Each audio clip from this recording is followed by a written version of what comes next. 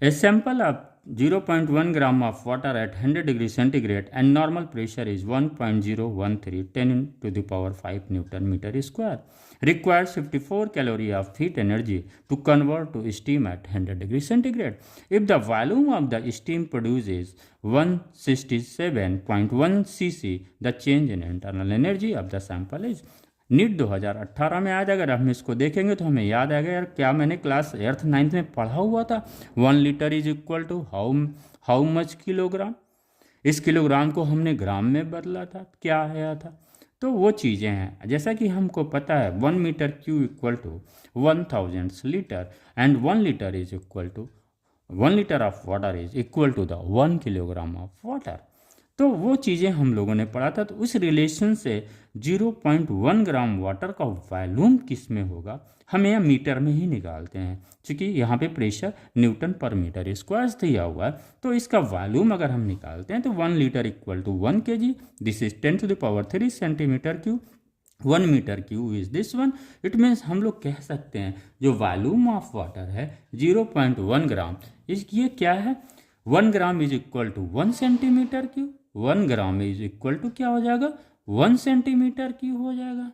तो 0.1 ग्राम क्या होगा 0.1 सेंटीमीटर क्यूब। इसको हम मीटर में बदल लेंगे। 1 सेंटीमीटर इक्वल टू कितना होता है 10 to the power -2 मीटर।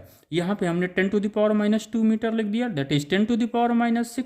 ये वॉल्यूम ऑफ द वाटर हो गया। हीट सप्लाई कितनी हुई क्यू कितना दिया हुआ 54 कैलोरी दिया हुआ। इस कैलोरी को हम किस में चेंज कर लेंगे जूल में चेंज कर लेंगे, क्योंकि यहाँ पे हम न्यूटन मीटर में प्रेशर दिया हुआ। तो इसको जूल में चेंज करने के लिए हमें पता है 1 calorie is equal to 4.18 joule. This is 4.18 joule. Now we have to find out the volume of the steam which is given 167.1 cc।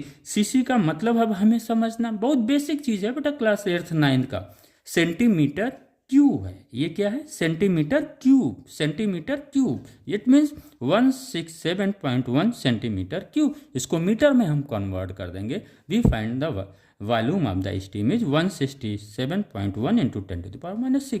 It means the change in volume हम निकाल लेंगे स्टीम और वाटर में। क्या change in volume आया VS minus VW।